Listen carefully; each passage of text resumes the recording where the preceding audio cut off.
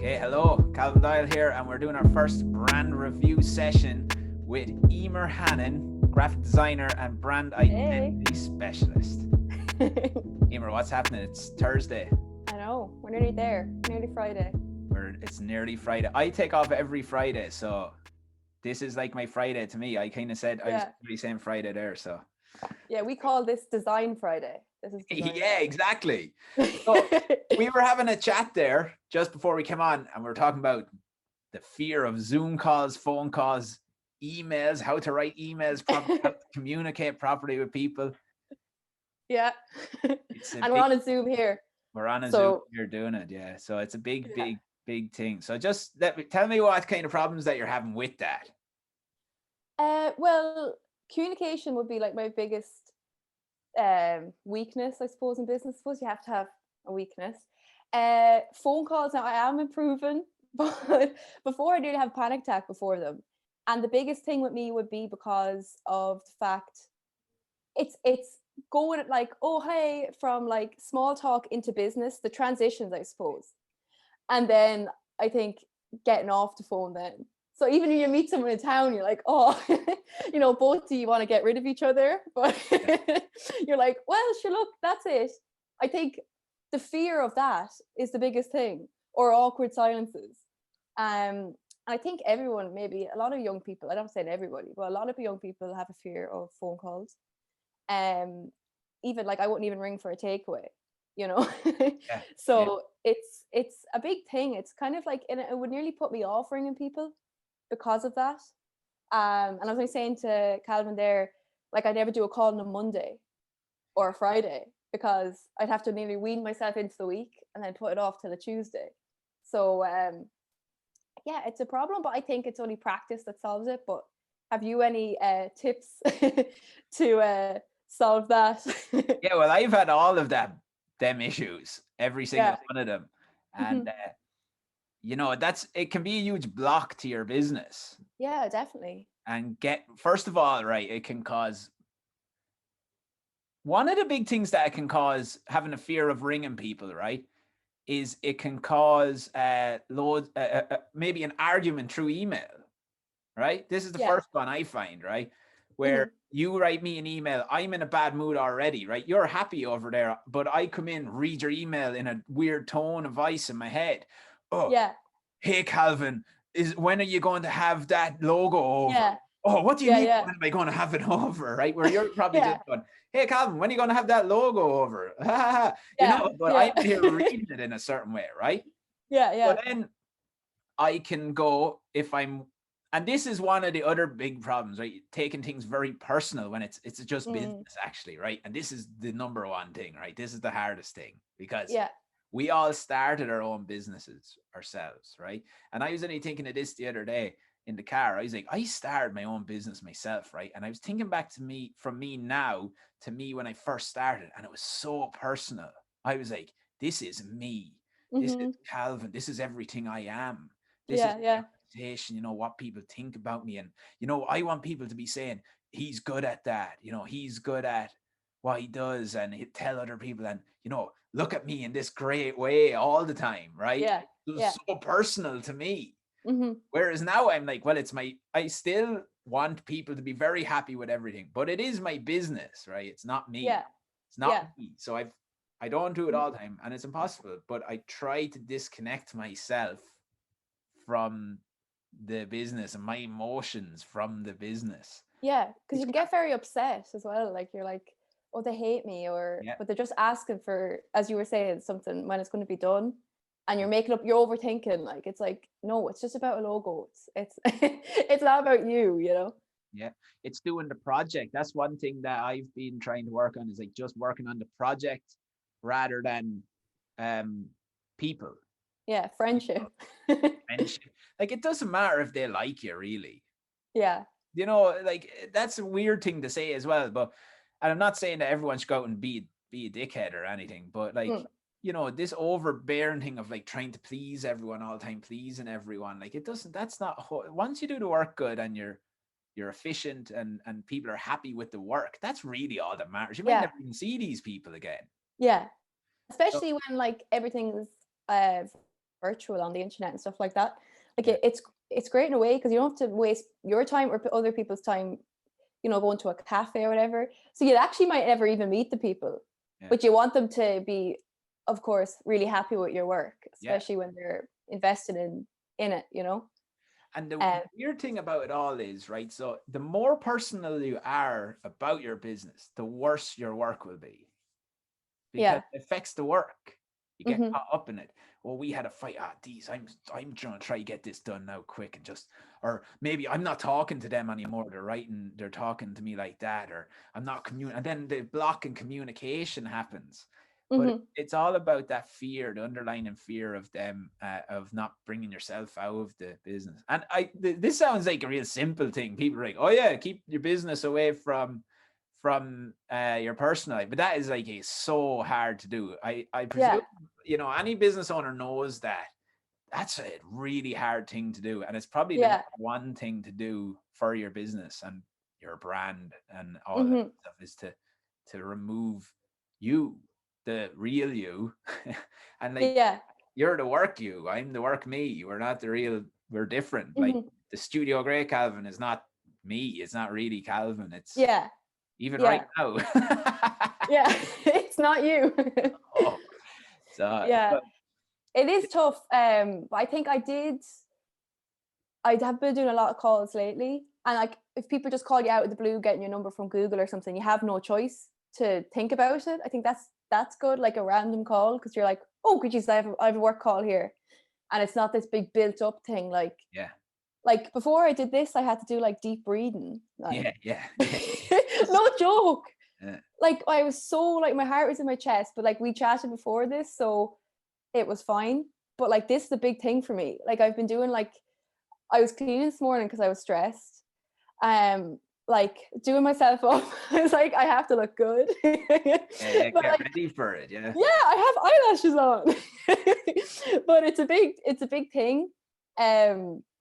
For me doing this Zoom call. But like I suppose I think it's important that everyone kind of, if you're going to be working on Zoom and stuff because of the pandemic, to get good at it, or not even just kind of just do it, I suppose, and then you prove yourself that's actually not that bad. So that's one of the best things that you've done as well with it, is the avoidance, not avoiding. That's the number one problem that people have. Avoiding. That is it. Because the more you avoid it, the bigger it becomes. Right? So say if you didn't do the Zoom call, then you're getting beaten up. You're like, why didn't I do the Zoom call? I should have done it. And now you're more scared the next time you might have to do a Zoom call. You're more scared the next time you have to answer the phone. And this was the thing that used to happen to me as well with the phone. I would do the same thing where I put off, doing my phone calls till like Tuesdays. But I actually still do that, and that's actually okay to do, because Mondays I do like to get sorted and something. Sometimes I can find the phone will just really, when you're doing phone calls, just kind of gets in the way of everything. So I do pick a day to do my phone calls, but I'll do them all in the one day. No other day I won't do any phone calls. So try bang, bang, bang, bang. So you're not really thinking too much about it. But before I used to put it off, right? Now think of the psychology behind this madness, right? I run a business. My goal is to get clients on board, right? And to get them to pay me to work with them. And I'll work with them. And that's the goal. And then I'll have money. The business has money. We're all happy, right? If a client was saying to me, I want to work with you, right? And then I'd be saying, well, let's have a phone call. And then they say, yeah, let's do it. And say, we'll do the phone call on Tuesday. Then they ring me or they text me, can't do the phone call on Tuesday. Can we do it next week? And then I would say, yes, thank God. Thank God I didn't have to do that. When the whole goal was me talking to them to get the business. But that was all my fear. What's my fear? Let's have a think about it. Am I going to sound stupid? Am I going to sound like I don't know what I'm talking about? Am I going to not be able to convince them to work with me? Are they going to say no when I say the price? Are they going to say no when I say I want to do this? Or mainly it's coming down to, am I going to sound stupid on the phone? But one of the big things that I did that helped me with this was I accepted that sometimes I might sound stupid to some people. And that's all right. I think that's good. That's good to know. Yeah. Like, what's the worst thing that can happen if someone thinks you're stupid? Not. Nothing. Yeah. They just think you're stupid. They think you're stupid, but that doesn't affect you and doesn't mean you are stupid. So it's very interesting. And then sometimes you can be insecure about the service that you're selling. Maybe these people won't like this and they think this is useless and I'm charging this much for it. And they'll be like, that's not worth that. But that's okay as well if you think that. Yeah, that's a big thing as well, pricing. Yeah. So like I would get a lot of messages of people, just as you do, if you have a service, they want to look for a price. But like for us as designers, we need to know exactly what we're doing. And I suppose explain to the potential client, like the value that's going to offer to your business. So you have to do a call. And if you don't do a call from the start, you just need to do a call, because our whole process is Zoom calls to do discovery sessions and everything. So if they're not going to do a call at the start, you can't really work with them. It's like through emails, and like then you're going to send a big figure that for a logo design, for example, and they think it's really cheap, but it's just not cheap, because it's really valuable and it's a long time. It's a big process. So I will get a lot of messages, and then they say call and they might text back. But like if I wasn't a designer, I do the exact same. If I went, just say I was looking for a logo and I text and they're like, oh, go, you have to do a call. And I was like, oh no. But like, I think that's because everyone just doesn't really like, well, not everyone, but a lot of people don't like calls. So I would get a lot of people who would just not text me back, which is okay, because I probably would do the same thing. But it's just, we have to do the calls, I suppose, or we can't. But that is it. Like, you have to do the call, right? So I would argue then that those people that just don't get back to you, like how serious are they about getting this done? How serious are they about working on this? Because like you said, there's different values based on working with someone like you. So, right, you specialize in brand identity, right? That as a business, like obviously I do the same kind of stuff, right? We're a good bit different. The businesses are different, but we're in the same industry of it, right? Yeah. I know how important that is to a business, right? And a lot of people I work with know how important that is to a business, right? Yeah. So it can be literally the make or break of a business, right? Yeah. It can be the only way you will get in new business, right? So think about that. Your business might not be able to get in any more business unless I take a leap now and I invest in getting proper brand identity so that I can spread my idea and my communicate my business with specific customers that I know I want. So there's a lot of specific detail in this, right? We have to talk on the phone to find out who are your customers, right? You know, what is your business? What is it actually about your business that's different that we can bring out that's not being communicated at the problem? And we don't know. It could be a huge problem. It could be a really small problem. It's not a factor of saying we're making a logo, we make a website, we make a video for you. That doesn't work. That's when you have, how many people do you have ringing you saying, I got a website made before off this lad. Oh, I just not doing that. The issue isn't making the website and making the logo, making video. The issue is, what's the problem that you guys are having and how can we communicate that to your customer base, right? Yeah. To grow your community, to spread your message so that they're like, oh, this is what these guys do. Oh yeah, I need that. Person like me needs that, right? That's what we do, right? Yeah. But if someone understands that, they will go on the phone call with you. Yeah, and if they don't, then just, you can't really work with them. You can't really work with them. You can't say, right, they're not gonna. Well, number one, like they probably won't go with you anyway if you send a price through DMs. No, because it sounds crazy, right? So let's say we're doing a project, right? And say I am a helicopter company, right? Right. And I do VIP helicopter trips for absolutely extortionate, expensive kings and presidents in these crazy countries. And I need to connect with these kings and presidents in these countries. And you think I can do a logo for you for 50 quid or 200 quid? And it'll solve your problem. No, this is a really sophisticated project. How do I communicate that message with these higher up people? How do I do that? So then if they're saying, will you just send me a quote for a logo, and you send across whatever the price is. It just won't seem to make any sense. Or Yeah. sometimes if it's a smaller company, say, and they have a huge problem, like say it's this company and no one knows about us and we can't contact anyone online. I just need a logo bill, and then and a website, but you price in a quite expensive thing because you know it's a kind of a big issue. To them, it's just a service that you're providing. How are you charging so much just to make a little logo and all that? Yeah. You'll whip it up in a day, like. Yeah. Which you will. That's why I say you will whip it up in a day, but it takes. It takes weeks to decide on if it's the correct thing to do. Yeah, because it might even be the logo that's the problem. Like there's loads of different things that could be the problem.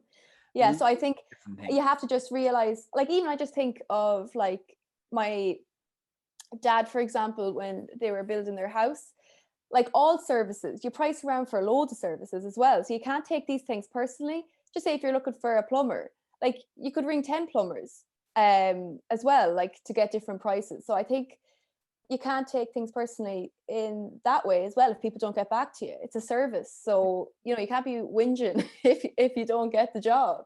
No, you're correct. And that is one of the big things about the fear of people not liking you, or the fear of, upsetting people or whatever that you think, but you won't really. But the thing is, sometimes people just can't afford what you're doing. Yeah, that's okay too, It's not your fault. Yeah. That's not your fault. You can't help everyone. I was saying, I would love a Ferrari. I'll never have one because I can't afford one.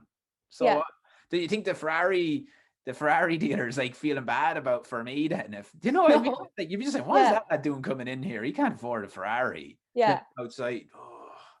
Because I get this thing that I'm like, just say I send a price to someone and they don't get back or whatever, and I'm just like, oh my God, they think this is just my confidence thing. They think I'm ripping them off.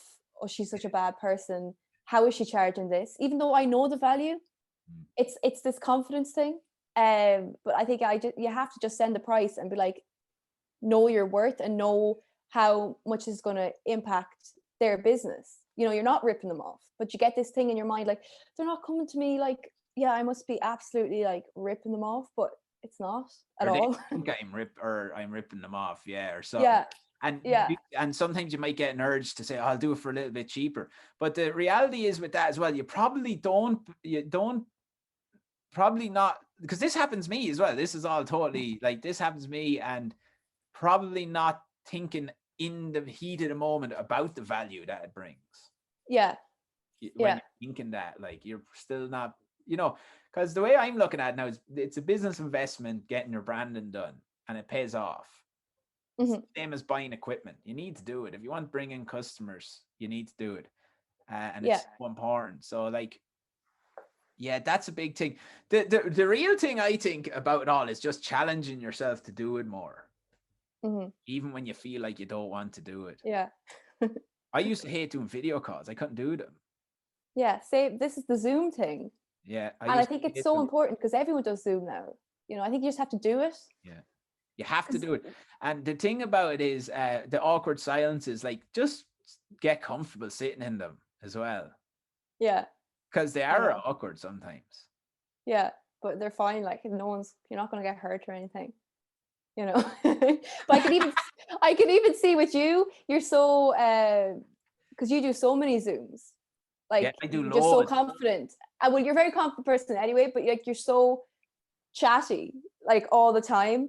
Like, maybe you get nervous too sometimes, but like, all the time. I always get nervous. My chattiness also could be a self-soothing thing. I'm scared of awkward silences as well. They're horrible. And I'm scared of phone calls.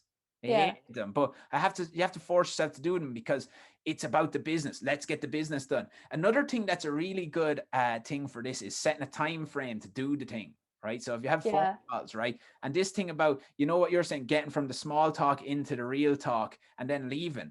Do you schedule a time for your calls? No. This is what you need to do. This call is for 30 minutes or this call is for 1 hour. And we're on the timer. Time's money.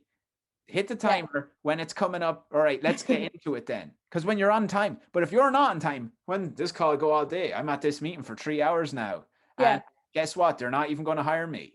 Oh, brilliant. Yeah. So Yeah. set a timer for that. Emails, right? This is the big one about emails. Set a timer for your emails for replying and do them all in a chunk, right? Yeah. And make it shorter than you would think. If you think Okay. it'll take you an hour, say 20 minutes, Yeah. right? That's And good. write Yeah. one or two sentences in an email. Otherwise, you need to have a phone call. Yeah, because nobody wants to be reading paragraphs anyway. No one has time for that. No, and you don't have time to be typing them either. You don't have time to be typing. You don't have time to be reading them. And normally, what is happening when you're writing a real long one, you're making up loads of excuses and saying loads of things. Like, you know, the other day I had to send an email where there's a problem, and I was going to tell them why the problem was happening, but I just didn't tell them because they didn't need to know why it happened. They just needed to know there was a problem. Yeah. So I said, this has happened. Sorry about that. And that was it. But I didn't say it's because that guy was got and he never answered his phone, and then I really wanted to get it done, but I'm waiting for him now, and hopefully now if he comes back in the next few hours now I can get it over to you, and then I'll get it over to you first thing in the morning. Like, you don't need to write that, first of all, because you're making yourself anxious. You're making yourself anxious. You don't have to tell this other person that either, because you're a business. You can just say, sorry, I won't have that till tomorrow. Yeah, easy. At that. And this is the big thing. If they have a problem with that, the way you've replied, that's their problem. Yeah. They're taking it too personal. That's their issue. There's another thing as well I seen with Chris Stowe saying it, and I actually changed my emails. Don't use the word just. Yeah. So, hey, I'm just sending over that invoice. Instead of saying, hey, the invoice, or I just sent, no, that here I said it again. The invoice is attached. Because people aren't going to listen to you as much when you say just, because it's kind of like, oh, I'm just doing this or I'm just doing that, but just be like, here's the invoice, Yeah. That's the it. more you read them emails, the weaker the person seems to you, right? And I'll just admit this, right? If someone keeps saying just to me when they're sending me an invoice, oh, here's just the invoice, I'll get that. If you need anything else done there, just let me know. I have no problem doing it and that. I'll go, okay. He doesn't really want the invoice too soon. I'll send that later anyway to him, and then I'm gone, and then I'll forget. And normally I won't send the invoice until they text me again, because I go, oh yeah. It's because it didn't sound serious. Yeah, you have to be just to the point and stop tiptoeing around things you just don't want to send. Like, you have to ask yourself, why are you tiptoeing around this stuff? Why are you tiptoeing? What's the tiptoeing about? Why are you saying just sending on the invoice here? Yeah, because it's that money thing that, just sending it over. It's like, no, you want the money because you did the job and it's now time to get paid. I don't know why you're adjusting the whole thing. Yeah. So here's the big thing about it, right? This is the weird thing. And Connor was saying this as well the last time we were talking about this. Say you're after going to this, right? Okay, right. You go to let me think about this, right? All right, the weird thing about sometimes with doing design work and branding work is that you pay at the end when things are done. Yeah. Right? Where a lot of places you pay at the start before things are done, right? Yeah. For some weird reason, the designer, us, who's doing the work, gets uncomfortable at the end when they have to say to pay for it, which is weird, right? But let's think about the person who's hired us, right? At the start of it, we've said, this job's going to be $5,000, right? And then they're like, okay, $5,000. Yep, I know I have to pay that now, right? But then when it gets to the end of the project, we get all nervous. But they know they have to pay $5,000. They know that. They probably have it there. They're like, yeah, I have to pay that now. That's in their budget. They've written down. They could say to you, actually, do you know what? I'll pay that all now. Yeah. Trust you. And I've had that happen before as well, because I started doing a thing where I charge half up front, half at the end. And I do that. Yeah, sometimes people, I don't know if this happened to you, but sometimes people would say, I'll just pay it all now. But it's kind of, sometimes you'd like to prefer to do that yourself, just get rid of it. Yeah. But it's like, I did that start your own business course, and the guy who did it was really good. And he was like, well, you go to the cinema and you go up and you get your popcorn and the ticket and a few sweets and a drink. You pay up front. Yeah. You go to a concert or go into an Ed Sheeran concert, you pay online. It's a service. Yeah. You pay up front. And I know we have the option, we could pay up front, you can do 50 or whatever. But I don't know why we're so scared. Like loads of services you pay up front. Everything. You know what I mean? And it's like, oh God, no, I don't know if I should send it on. I'll just send it on. Like, no, you know what I mean? It's a service. Like so much services you pay up front. Yeah. And that's a big thing. That's all down to fear as well. Just letting you know, have you, just let us know if you're paying that or that. Hopefully you pay me for doing all that work for you. It's so weird. Yeah. It's mad. It's so weird. But when you speak about it, it just makes sense. Like it's stupid. Now, one of the things is though, and I was thinking about this the other day, is when you start out in the business, you do start to work with some people that are hard to work with, and you kind of get a bad association with some of that stuff sometimes. Yeah. I don't know about you, but I remember when I first started working with a few people, and it's just a business tactics. I taking it personally too, but they start to try, they'll say, oh, we're maybe not happy with that's a bit dear now, even after they've approved it, and then they're trying to get more done and that. So sometimes that is a cause for your hesitation, but you just have to take control of it. It's your business. You don't have to work with anyone. Yeah. You don't have to work with anyone you don't want to work with. If they don't want to work with you, or they're not happy with the price, like same thing again. That's okay. It's that's up to them. That's not up to you. You can't do anything about that. Yeah, exactly. Yeah, but that's the thing. So that's what I would say about the Zoom calls. Just do more of them. Yeah. Right. Yeah. Do more of them. Do them sometimes when you think you don't need to do them. Yeah, because I do a lot of calls like that I don't need, because I wouldn't be presenting work or whatever. That's actually a good point. I'll just, even if we're not even doing work or sharing the screen, just do them anyway. Just do them. Yeah, just do them and get out of it, because you won't care anymore then after a while. It just brings up, the more you avoid it, it starts to grow into this thing and you're scared of it then. Yeah. Do you know what's kind of a weird thing as well with the Zoom, when you start working with someone and you mightn't follow them on social media, or they mightn't share a photo of themselves, and it's loading up and you don't know what they look like. It's weird. I think that's weird as well, because like even like you check someone out on Instagram before you do it, so you kind of know what a face is like. But sometimes they don't put up a picture. It could be like a service or something, and then you're like, what do these look like? I suppose it's the same going into town and meet someone, a meeting for a coffee, and you that's actually worse. I think that's worse. Yeah. But in coffee, because you're like, wait a minute. How am I going to find this person? I don't even know what they look like. Then you're you're being Costa or something, and there's just loads of people with a laptop, and you're like, I don't know, which one is it? One of the other things as well that could be excellent to just try out as well, because I would be that's what I mean. I'd be very similar to you, Eimear, and all the stuff that you're after saying. And I've done a lot of work on it, and I was putting that book up before about the how to not be miserable about anything. Yeah. This Albert Ellis book, right? And how to stubbornly refuse to be miserable about anything, right? And one of the things in it is like a experiment that you have to do, where you force yourself to do something that you think would make the person wouldn't like, right? And I do it in small ways all the time. And I used to have a thing as well at the start of Zoom. I go, well, what's the crack? How are you getting on? Any crack? How's the weather there? Are you busy? And this and that. And like, I'm like, I would only be doing that because I want the person to feel comfortable, and then I'll be able to talk about business now. But sometimes it'll go on for a while, like you're saying, and then they're kind of makes them uncomfortable anyway, and them more uncomfortable, right? Yeah. So I did a challenge with myself where I just go, well, how are you doing? What can I help you with? What's happening? Yeah. And you say like, maybe, probably put both people at ease, because that's what you're ringing for, Straight away. You're not ringing to see like how you, like, of course you want to ask people like how they're getting on, like a quick, how you getting on?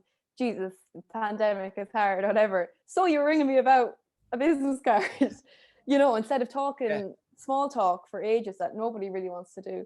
No one wants to do it. We all have our own friends. We're here to do business. We're here to work on this project.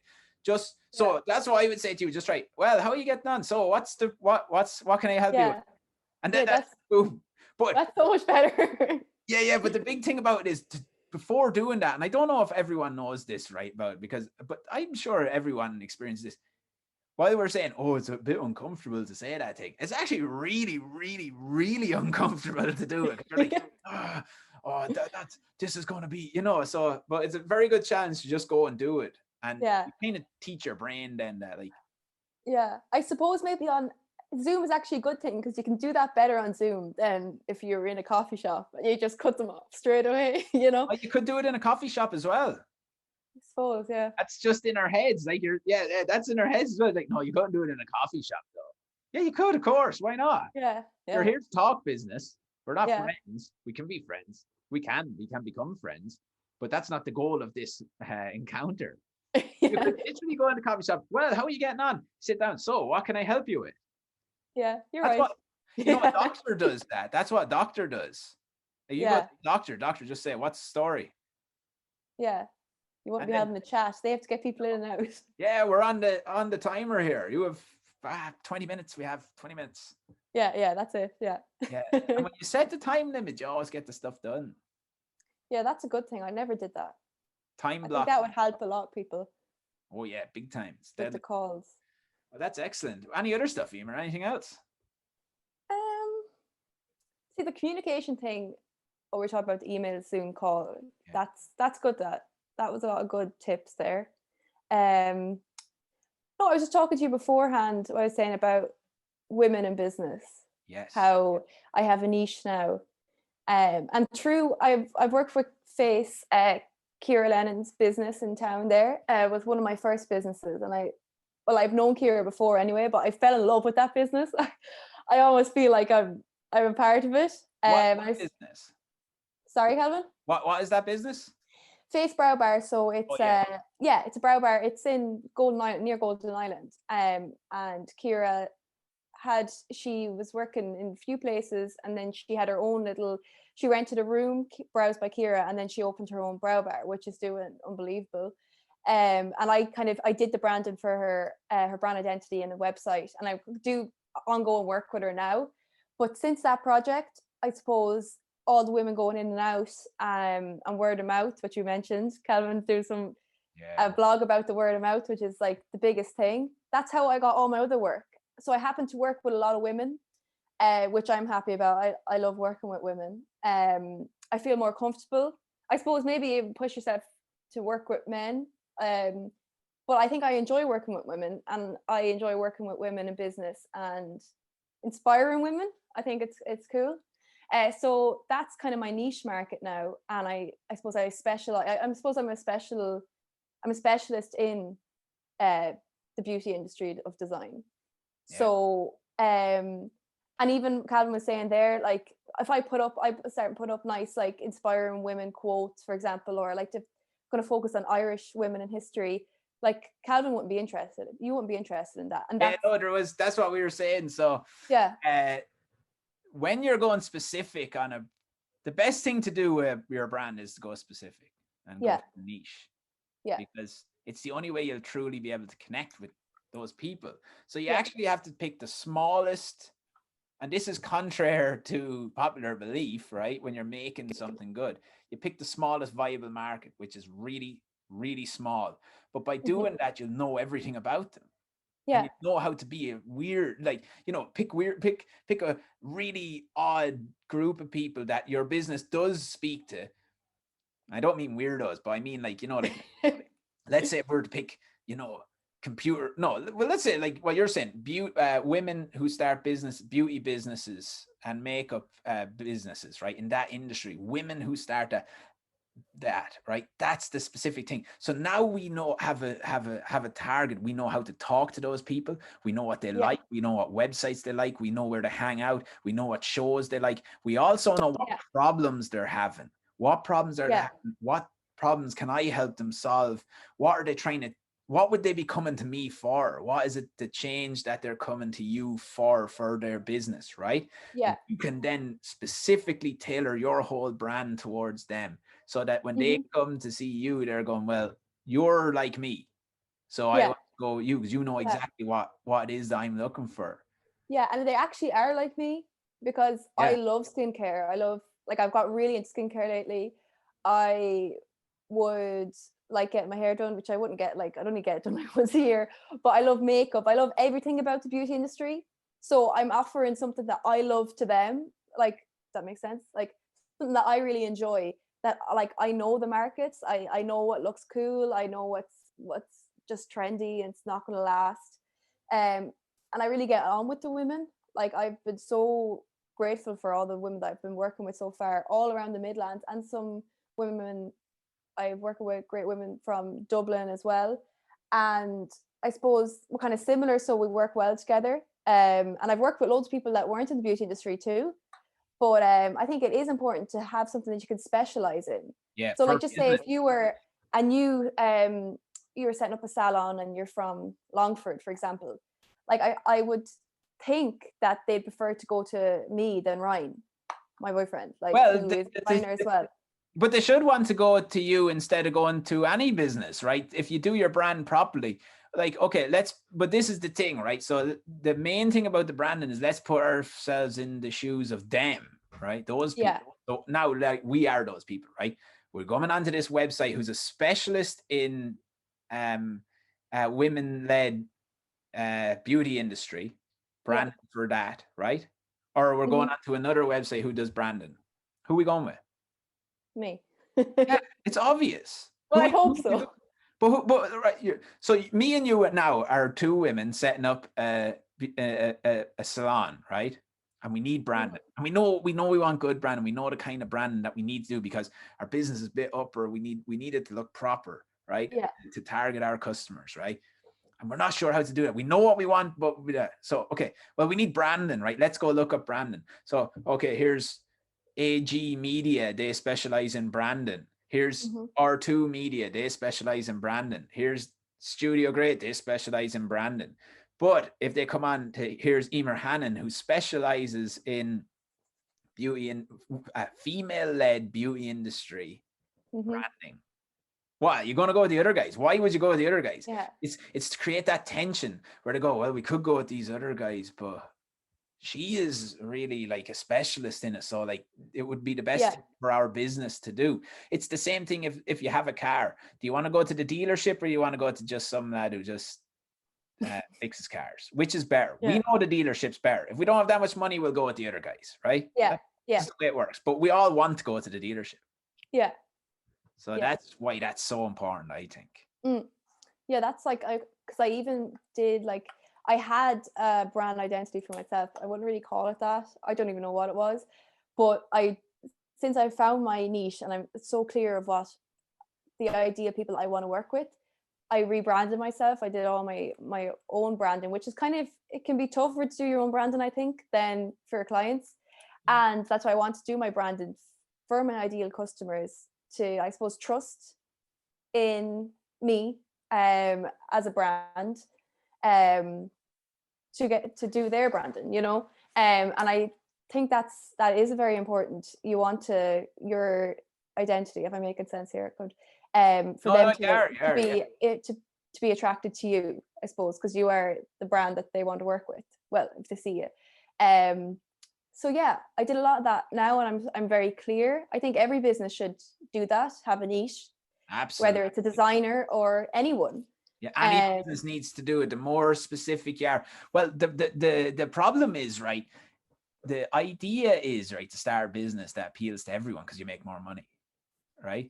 But the problem is, that's what you think. That's what you think. But the problem is mass marketing, right? Mass production has already been done. So the best person, you know, that has made a plaster for everyone has already done that. That market's gone, right? Okay. Yeah. We don't care. They don't need a new plaster. Like, we don't need it, right? But you need to get more specific. You need to pick a specific group that you can really connect with, because otherwise you'll just be bland and you'll blend in with everyone else. But if you have something different about you that is to a specific kind of person, that's how you stand out. And that's how you know how to connect with those people. You speak to their, like, I know it sounds corny, but you speak to their dreams and desires, right? Yeah. Yeah. So what it is that they want. You can know that as well. If you write out, who is it that I'm working with? I want this is who they are. This is what they want. This is the a day in the life like for those people, right? And people won't write down this stuff because they're always like, fuck, that doesn't matter, right? But Yeah. if you can speak to what a day in the life is like for these people, you can see the problems that they're having that you're going to be able to help. Like Brandon, you write the problems that they're having.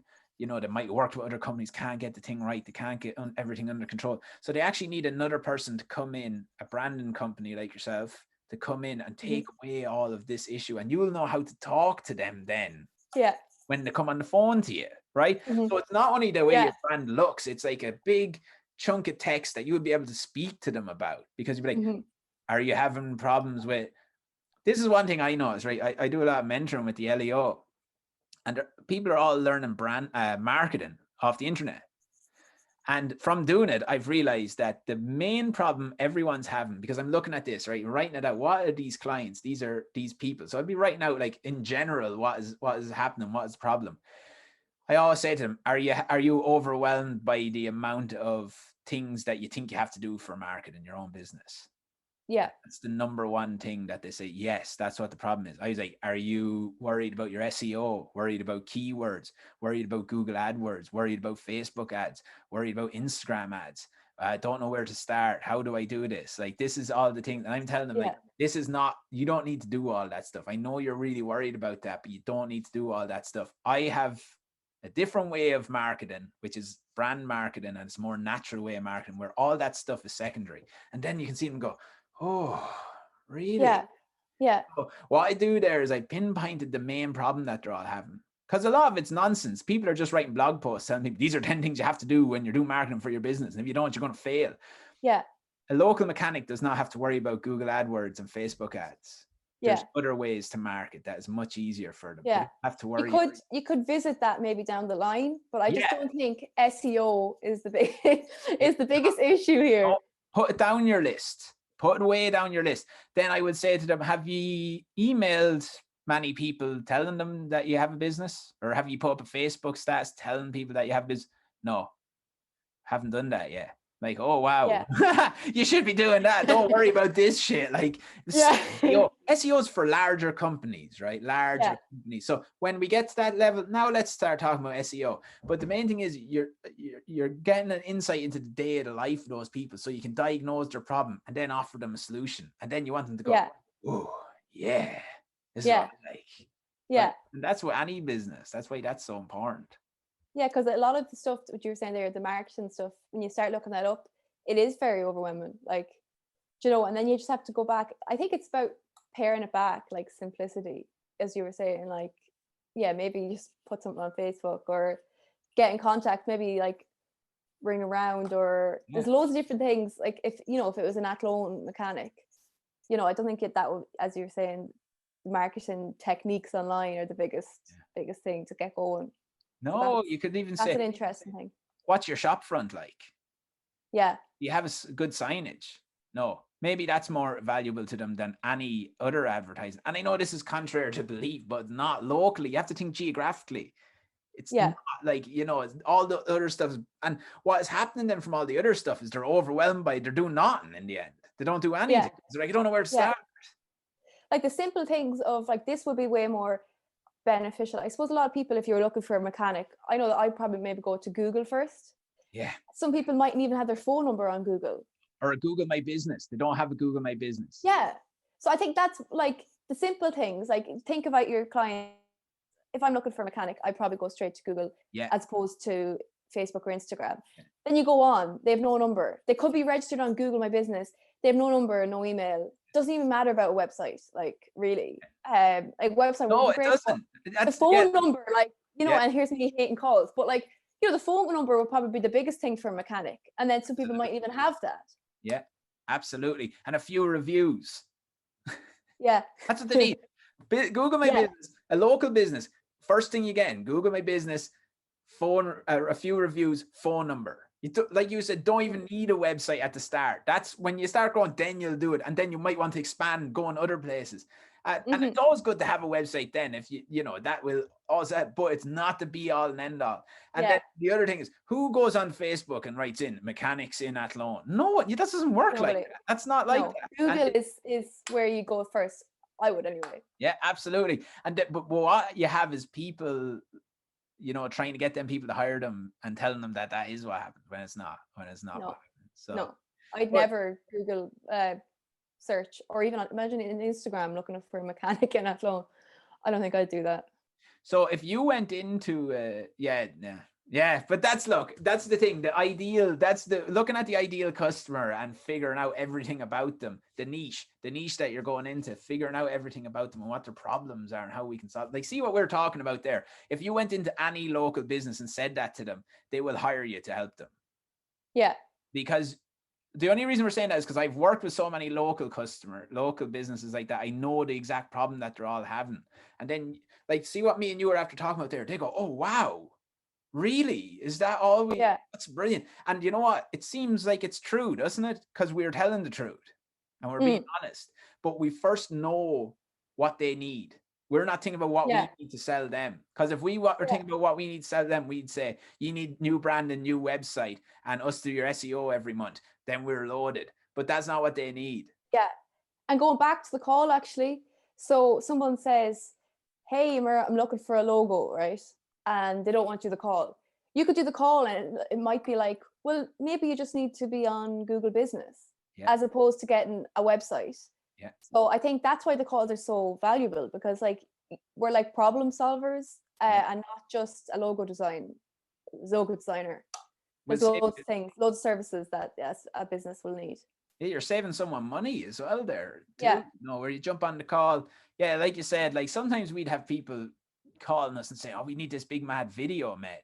And we're like, that video, if you were to make that video, it costs 30 grand or something, and it probably won't even do anything. Yeah. What you need to do is this long-term brand marketing or something, or maybe long-term content that you can actually do this yourself, but we can tell you how to do that. But like you're saying, like, yeah, if you don't jump on the call, you won't know. And if you're not serious about it, you won't know. And that's the thing. I think that's what you have to look at there. Yeah, because I used to get really upset when people, I'm kind of over it now, but when people didn't text you back because they wouldn't do the call. But now you're just like, well, if they're not going to do the call, they're not going to be able to solve the problem. And you just don't really want to, you can't, it's not possible to work with them. No, yeah. So I think that is interesting with the problem solving thing. It could be just the smallest thing that they need done, and they don't need to spend a fortune as well, Yeah. Sometimes do you think it'd be good to do live calls like that on Instagram with the women in? Right, let's think about your marketing as well, because traditionally women in the beauty industry really have a high following online. Yeah, and they're really good at it. If you were to do like branding calls with them live on Instagram, then all of their followers see it as well. And it's scary, isn't it, doing that? But wouldn't it be an interesting thing to try do? Because, what we're talking about branding, people don't understand it as well. And like, that's what I'm trying to do when we're doing these videos as well, is like kind of giving an insight into what branding, it's not just logos, it's actually how your business runs or your product or your service. It's how that's molded. And, but if you were to do a live one with them on Instagram, then maybe some of their followers would see an insight and go, actually, that sounds good. I would like that. Like, even see the Google My Business thing we were talking about there. Very valuable to a lot of people. And they might go, ooh, she knows what she's talking about. Actually, that's good. Everyone else is telling me bullshit, but that's actually all I want. And, even you saying that now would actually like put an knot in my stomach. But I know that it would probably be a good thing. I'd be like, oh, now they said this, I'll have to do it. It would be a great thing. But like, even just thought of it then, I'd be like, oh, I'll put that off now for a couple of weeks. Or I was asked to do a talk a little while back, and I said, no, actually, I recommended you. I was like, no, he'll do it. I was like, Calvin's brilliant at that. But like, here's me talking, like I would offer a lot of value, Yeah, absolutely. It's actually just your fear of it's going in and just getting out of your comfort zone and not avoiding it, I think. Yeah. Because I've done them talks as well in colleges and that, and be really nervous before it. Yeah. Really nervous, like really, really nervous. What am I going to talk? I don't know what I'm going to talk about. But once you get in then and do it, then you're okay. Then you're actually buzzing after. So I know it's a real obvious thing. People are always like, oh, once you do it, it's brilliant. But it is the thing of just forcing yourself to do it. And look at it as a game. That's, again, if you're doing talks, that's business Eimear doing the talks. Yeah. Because you even You even asked me about 2 weeks ago or so to go on the Studio Great podcast. I was like, no, I don't know why I said. I was like, I'd be too nervous or something. Yeah. And then you put up your thing about the clinic review, and I was like, that's a really good idea. I was like, just do it. And I was like, maybe I'm just like, I'm going to regret this tomorrow. And I did. I was like, I don't want to do it now. And then I thought it was Friday. And last night I was like, oh crap. I was like, the review is tomorrow. And then I was like, now that I'm doing it, I'm loving it. But like before I was so nervous. Basically, this is basically the podcast now that we're doing. It's basically the exact same thing. So, but like you're saying, I just think, see, the more you do it, the more you're spreading your message there now, right? So if people are listening to this now, they will understand that you specialize in female-led beauty industry branding or whatever it is that is. Mm-hmm. You know, I don't know if I have a massive following of beauty industry females, right? But if they listen to it, they will now know that and they have an insight into what you do as well. So it's always been, because the good thing about long format brand marketing, right, which is kind of like, I always say brand marketing is like, you know, not marketing directly, like buy this now, we offer these services, we offer this now, buy us, hire us. Where brand marketing is giving people value from your business, giving your customers value so they understand what you do, and they're getting some sort of value back from what you do, or they might be learning from what you do. And it's the best way to communicate sophisticated ideas. And it's the jab, right hook thing. It's like that. It's like that thing as well. But I'm starting to think that I don't know if the right hook's even needed anymore. You know what I mean? So I think just to truly do what you actually do and be honest about it is the best way, because it gives people an insight into what you actually do. Like, how could we explain what you do in under an hour? It's not possible, really. Yeah. Doing it over time, even in articles, writing articles or blog posts or whatever you want to call them. It's the best way to get your idea out there of your business, a sophisticated business. Yeah. It's not just, because I was even trying to do my bio the other day, and I was like, you know, just say a little bit about you and what you can do, but it's only like 17 words, or I don't know, really small. So like, how are you supposed to, maybe you could like a little kind of like bit about you, but like you're not going to be able to explain everything in like 2 lines. It can be done over time in blog posts, articles, or videos and things. I think that's the best way to share it over time, because there's so much to it. Like, if I'm sit down and talk about logos, like I could talk about logos for like a week if I wanted to. Do you know what I mean? How am I going to transcribe that I can communicate that with my audience in a couple of words on a website? This doesn't work. So website, I find, is always the calling card. Like if someone knows about you, or say I've told someone about you, she'd be good for, they've heard me saying she'd be good, right? First, right? So they're like, okay. And then they go to your website and then they go, yep, that's what you want your website to do, right? I've already been recommended. Now I'm on the site going, yes, that's the way websites work. The website has to back up someone's recommendation to make you look like the real deal, right? For what that person needs, right? And if they go on the website and it's speaking to the customer and it's showing them everything, and that's what your brand is, knowing that for when those people come on, that's what your website needs to be. But it will rarely, just especially for a niche like us, like and your business, you'll rarely have people just breezing onto the website and hiring you. It doesn't really happen a whole lot. They've either seen your stuff from social media and went on to be reinforced, or they've actually been recommended word of mouth and they're going on to make sure. That makes sense. So that's good. Sites. But the other way then is you explain your complicated ideas over time, and it's the best way to connect with people. Like if you're starting to write blog posts about, you know, different typefaces of you could talk about, you know, how important the typeface can be to the beauty industry brand, and show different examples of the different kinds of feelings beauty typefaces give different brands, or color, how important color is to beauty brand and what the market that you're speaking to. Like I know off the top of my head, like some beauty brands are kind of like comic booky. They like big bright pink. They like black, pink, and red. And then the more elegant ones and more expensive ones, different colors. And that's the thing. I know that. I've never even looked into it. I just know it because that's branding. That's in my head because they've done it for so long that this color means this and this color means that. And it's so much more interesting. And this is the kind of stuff that those people want to see. Well, so.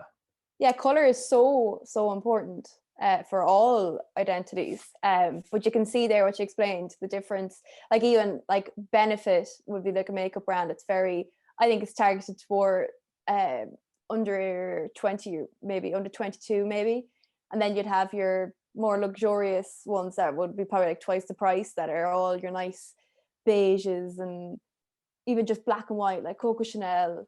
They have a bit of beige in it as well. It's just so pared back and it looks beautiful. Like the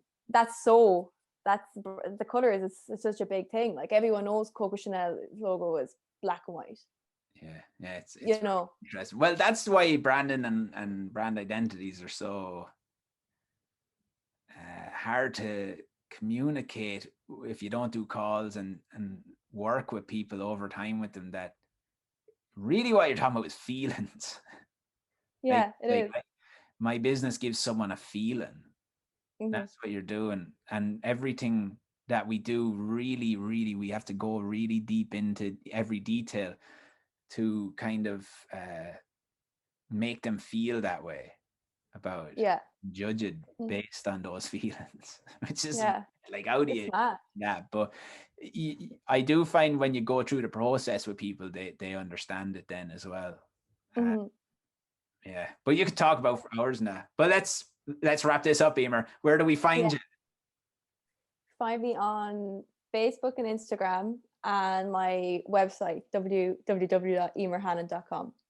Wow, excellent. Have you ever rehearsed that? Do it in the shower. www. sounded so long, isn't it? Sometimes when I'm rehearsing, I go, or when I say it, because I never like say it, and then I'm like www. that sounded very long. Okay, excellent stuff, Eimear. That was the very first. Thanks so much. No problem. That was the very first Studio Great brand sessions, and we're doing it every Thursday at 12. Just message Studio Great or email us at info@studiogreat.eu or visit our website www.studiogreat.eu and ask to come on. The only catch, like I said, is they're recorded and released live. Well, not live, but pre-recorded. There you go. Excellent stuff, Eimear. Thanks very much. Thanks, Calvin. Today's episode is sponsored by Studio Great. Studio Great is an Irish design studio that specializes in brand design, website development, and video production. Studio Great was founded by myself and Connor English, and we built it on the idea that better brands make better lives. We have offices located in both Athlone and Mullingar, County Westmeath. We work with a small network of expert designers and creatives to deliver world-class brand design, website development, and video production. We've over 10 years of experience working at the highest international standards, and we bring that experience and intensity to every project we work on. The website address is